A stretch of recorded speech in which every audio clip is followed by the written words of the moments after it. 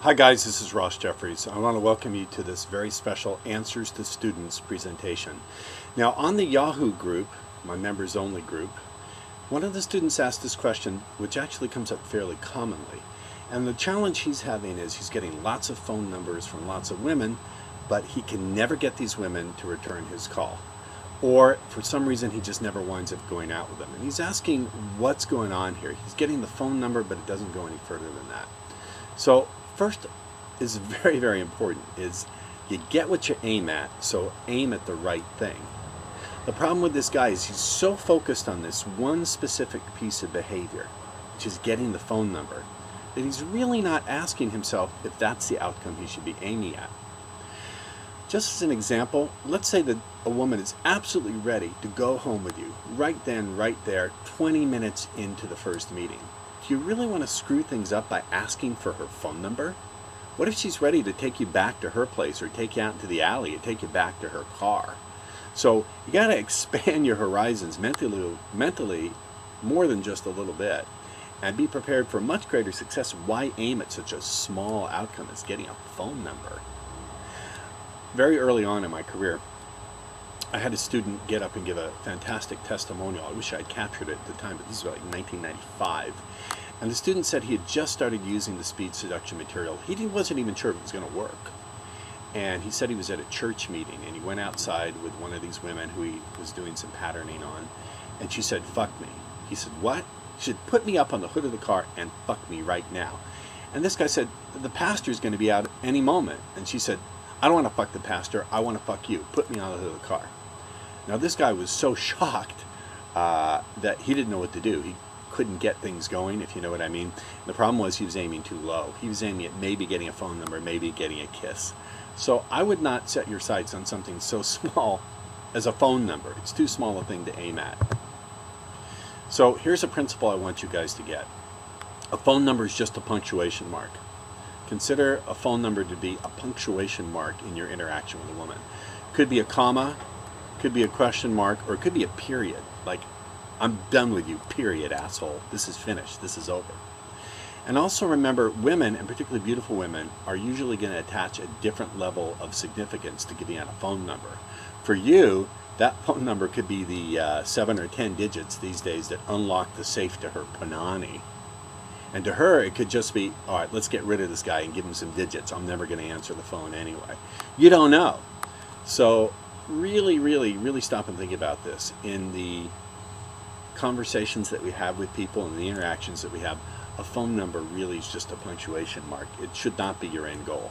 Nothing to say that there's anything wrong with getting a phone number, but it ought not to be what you aim at.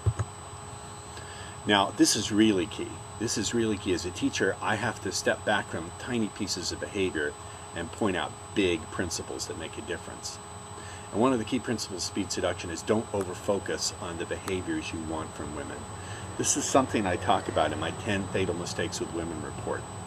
One of the fatal mistakes that men make is that they over-focus on the behaviors that they want from women, what they want women to do. Give the phone number, jump on them, go to bed with them. But as speed seducers, we're first focused on what are the emotional states of mind that you want that woman in. What are the states of mind, the feelings flowing through her body that if she was experiencing those, it would feel natural for her to just give you those behaviors without you even having to ask. You see, so thinking in terms of how do I get the phone number is thinking the wrong way. Remember, speed seducers ask different questions. We ask, how can I get her in these states of mind? How can I create these states of fascination and connection? So we see that speed seduction is not just a different set of behaviors you do than, say, double your masturbating or misery method. Speed seduction is a different way of thinking about women. We have to think differently. We have to retrain ourselves to ask different questions than the questions that the average frustrated chump has been programmed to ask. I think that makes a lot of sense. Remember, 90% of the time, any number you get before you speak with that woman for at least 20 minutes and you're getting good responses for her.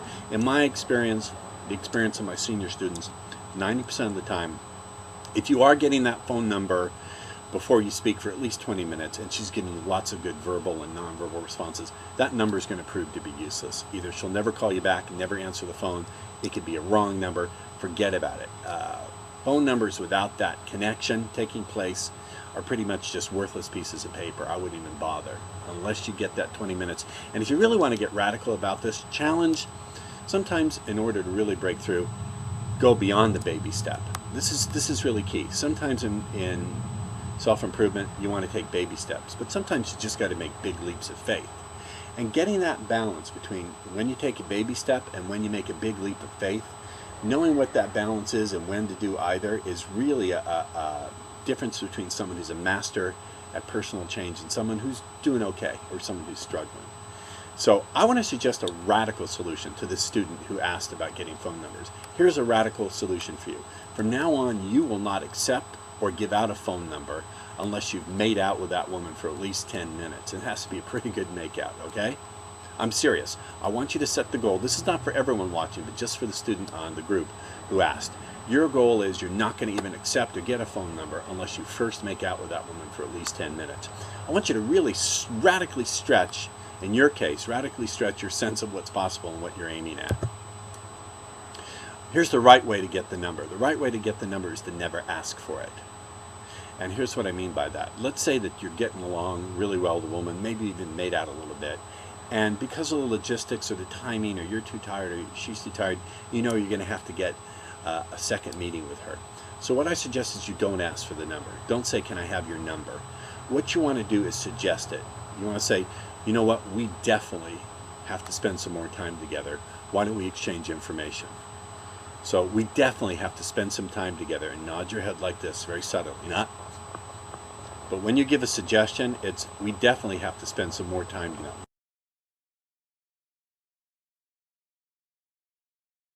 A little bit of gesturing that there's some kind of connection going on. The other way to do it is say, you know what, we really have to spend some more time together. What steps can we take to make sure that happens? We definitely have to spend some more time together. What steps can we take to make sure that happens? Now I want you to look at that. When you say, what steps can we take to make sure that happens, it's not, what you're really doing is you're commanding her or suggesting that she goes in her mind and runs her process for making sure she sees a guy who she really likes. She may say, let's go back to my place right now. And see, when you leave it open-ended like that, you open the possibility that she's ready right then and there. Why would you ask for a phone number if she wants to go back to her place? So when you say, what steps can we take to make sure that happens? So what steps can we take to make sure that happens? That little head nod turns it into a command or a suggestion. Make sure that happens. Now, usually what I hear is, I got something called a phone, silly. Now, when she gives you her number with that kind of approach, she's giving you her number with the implicit understanding that it's to continue the connection with you. She's not giving it because you asked for it. She's giving it because she's saying, yes, I want to see you again. This is how we do it. So I think you see, by thinking past the boundaries of the way you were thinking, student who asked this question, you can really begin to make some big leaps. So I hope you enjoyed this.